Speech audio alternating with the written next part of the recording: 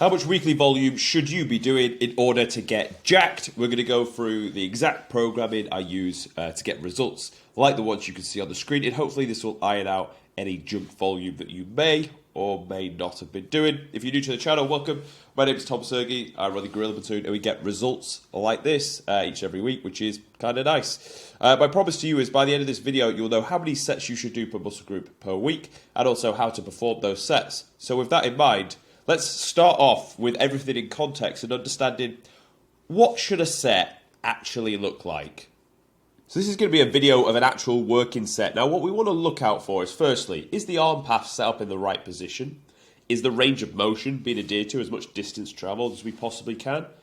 Is the tempo correct? Are we going slow on the way down, pausing in the lengthen, coming back up, pausing in the shorten? And then what we're also looking for is this set training to true failure? And you can marry and look, does your last rep look something like this, or does it look like like the guy in the background, if you can see over my right hand? As you come in, this is how that last rep should look. Fucking sending it, grinding it out. So with that in context of that being the set that we're looking for how many of those type of sets are we doing per week? Because I think a lot of people are trying to do, oh, we need to do so much volume, but the sets don't look like that. So like they're trying to mask training hard by doing a lot, and it's not the same. It's not. You will have a certain threshold that you need to get over in order to grow new muscle. People are doing a lot, but they're staying around about here and wondering why they're not making so much progress. So now with that out of the way, we can see how I actually program to get results. Now this would assume you can train 5 days per week with 2 rest days, and those rest days come in after 3 sessions have been achieved. So the sessions we will do will be pull, then push, then legs, then rest, then chest and back, then arms and delts, then rest. The workouts break down as follows. So for the pull day, we've got a single arm pull down, 1 set of 8 to 12 heavy, and then 2 back off sets of 12 to 15. If you wonder why I do reps in this regard, my last video was how to do top set and back off set and why I do that and program it, so you can have a look into that. But the long and short of it was basically by doing a top set, you fucking send it like the video you've just watched, and it really just cut out like you mincing around. Because if you've only got like 2 sets or 3 sets, but one of them is your heavy money mover set, you're going to go all out on that set. You're going to train to true failure, and that's why not that straight sets are bad, not at all. It's just that I find that's what gets people actually training and working hard. After that, we've got a T-bar row. With that, we're looking to hit the upper back. So we've done lats, then we're up to hit the upper back with the chest supported. If it's dumbbell, if it's an actual T-bar, either way, just make sure that chest is supported.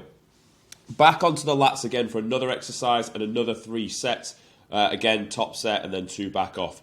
Now, looking to back to the traps, we're going to hit the shrugs. Aiming to come up and backwards to hit those upper traps. So we've got the mid to lower from the rows, and then we're going to get the upper traps with I do cable shrugs, to tell you the truth. I find a cable stack that, not the ones that are really wide, the more narrow ones. I'll use straps with the handles, and I'll pull from low to high, and pulling backwards behind my ears to get that. Now you've got to look, if you look at your back, it's a big boy surface area. The lats are massive, so they can definitely take two formal exercises. And the traps are also a massive area as well. If you look where your traps actually start and finish, very big area, and one that can take, again, a lot of volume on that.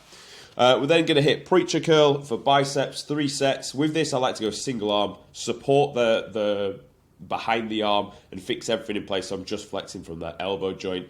Rear delt flies, you could say this is a shoulder exercise, and we'll call it a set for the shoulders because it's the back of the shoulders, but I like to do this on my back day as well. And then cable curls. So why I do cable curls is it will put tension on in the lengthened position, i.e. at the bottom of the movement. That's the pull day. And again, with this, the reason I've written it actually out for you is if you like the content I put out or have resonated with anything I do in the past, I wanted you to be able to just take a screenshot and then be able to program it yourself. And you've got like a tangible workout routine to follow. That's why I've actually written it out. We're going through this. Into the push session. So starting with the pec deck, doing the exact function of the chest, drive the humerus across to the midline of the body. And that will get a lot of blood in there. Two high sets of 12 to 15 and back off for 15 to 20. Incline press, 1 heavy set, 1 back off set. This can be plate loaded machine press like you've just seen me do, or it can be a dumbbell press. Then a flat press. I also like to do a machine, but one that will then get harder as I push away and hit the muscle in the short position. Where I'm doing a machine, you can afford to do 2 top sets. If you're doing a dumbbell, I would just do 1 because energy is being utilized to stabilize that actual movement, whereas in a machine, it's not. Shoulder press, again, I like to use a machine for this one. Oh, and the reason I say that is, look how much effort and work we've put in by the time we get to exercise 4 being shoulder press. It will serve us to roll with an actual machine. Likewise, if you look to arms and delts, we open with shoulder press. That way we can use a dumbbell because we're fresher. Dips, very, very loadable for growing the long head of the tricep. 1 top set, 8 to 12. If there's much weight as humanly possible, use a belt. 2 back off at 12 to 15. Lateral raises, dumbbells with this. 1 heavy and then 2 back off. Tricep push downs, 3 times 8 to 12. And then ab crunch. You can do the ab crunch on the pull or the push day, whichever one would serve you best for your timing and your own schedules. Legs. This was given in the session on how to, in the last video on how to do the how I grow big legs. But this is the split I would use. So it'd be leg extension, hamstring curl. Then either leg press, hack squat, or pendulum. Choose one of the 3. 1 top set heavy, 6 to 10. Give fucking birth on that thing, and then a back off 12 to 15. RDL's the same, 1 top set, 1 back off set. Split squats or the lunge, 1 top and 2 back off, and then into calf raises. So now you've done 3 days, you're going to run a rest day after that, and that's going to allow you to just clear any fatigue and also bring cortisol back down because your body will take a bit of a beating having done all of the body within 3 days. But then we're going to hit chest and back. The reason why I program like this with chest and back and arms and delts to follow is the goal is to build really an aesthetic upper body physique. That's what people generally want. If your goal was legs, the program would look completely different. If this was for a female, the program would look completely different. But this in context is for guys that want to build an aesthetic upper body. Into chest and back. So it's essentially a flavour of push and pull with T-bar row, pull-ups this time in there, shrugs in there. This time lower lat row as opposed to doing single arm pull down and rear delt flies. Pec deck, incline press. If you did a dumbbell last time, now you're doing a machine. Likewise with a flat, if you did a dumbbell last time, now you're doing a machine. And then we're going to round off the week with arms and delts, so giving it its own focus so we can really push intensity. Because if you look where arms and delts are mainly hit, they're always towards the back end of the workout. So we want to give it its own day where you're fresher and you can really move the needle, because we don't want to neglect the arms and delts. So that's why we're going to give it its own day. Starting with the shoulder press though for the delts, into dips, so our 2 heavy main money exercises, then into cable bicep curl, again similar to the other exercise we did. Tricep push down, hammer curls, get a bit of forearms in as well. Lateral raise cables, so we've had dumbbells and cables, and also shoulder press, and then finishing with ab crunches again. So this is the way we program. Now to answer the question of this video, how many sets should you do per muscle group per week?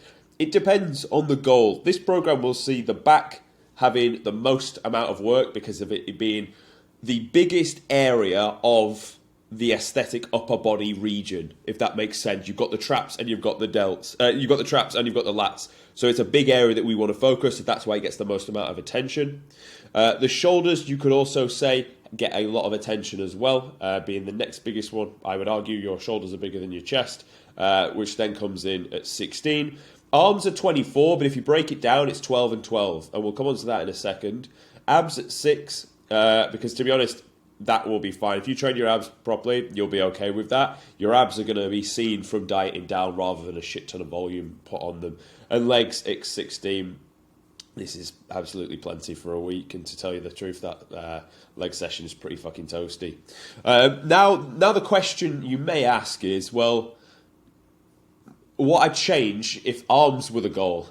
And this is a great question, and it's kind of a multi-universal question where you could ask it about anything. What would I change if arms were the goal? I would look to pull from the back that we're actually doing, and the way I would do this, I wouldn't change or take out exercises. I'd look to shave down. So if you see we've got single arm pull down, T-bar row, pull downs and shrugs. I'd probably look to just drop a set from each of them. That's going to give me 4 sets. And then I would do the same on the back day here. That's going to give me 8 sets. So then I can then allocate half of those each. That's going to put my biceps and triceps up to 16 sets from 12 sets. And at that point, you're starting to move like quite healthy towards it. I wouldn't look to take from chest, to tell you the truth, because That's at 16 anyway. You could maybe shave a bit of delts, but again, delts respond to a nice amount of volume, and that'd be how I'd make the tweak. So that it just depends on your thing. Now, remember, this program is not going to be perfect to you and your goals because I don't know what they actually are. But in context to build the aesthetic body, this is what I've used time and time again, really. Honestly, for myself, this is the program I follow. And this, for anyone that can train 5 days a week, this is what we also use as well. So I just thought I'd share that. I thought it's important to understand like how much volume should you be doing per muscle group per week. As a rule of thumb, if it's a real priority, closer towards 20. If it's at maintenance, you can do it closer towards 10. But anywhere between 10 to 20 sets, I think that's common knowledge to you across the space online. But I just wanted to show you what I'm actually doing to get the results I am, the specifics, how we're actually training it. Now, how do I measure that you're training like the video I sent you? Well, you'd send me a working set. This is what I do with all clients. They send me videos of them training so I can perfect.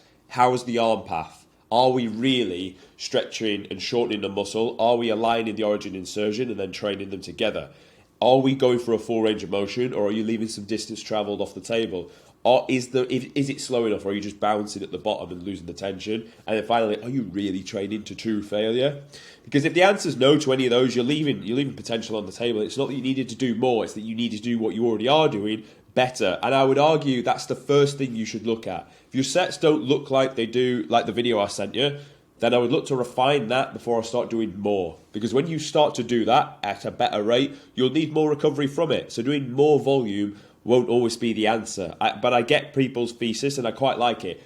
Do more, get more gains. I'm all for that because it shows me the type of person you are. The only downside is sometimes it actually doesn't give you the result you want to, and it ends up being more detrimental because you're just burning through glycogen, to tell you the truth. You're just burning through energy and calories and not giving the muscle the chance to recover. Like, you could train really fucking hard. If you're getting 6 hours sleep, I'm getting 9. I'm going to grow faster than you. It's just the way it is. So I would just zoom out and don't always think more training volume is the answer. It's how is that training? How's my recovery? And how's my feeding going into that session as well? So that's just something to consider. Not the longest of video. Hopefully you found it useful. If you did, subscribe. If you want to work with me, there'll be links in the description. And I'll see you tomorrow.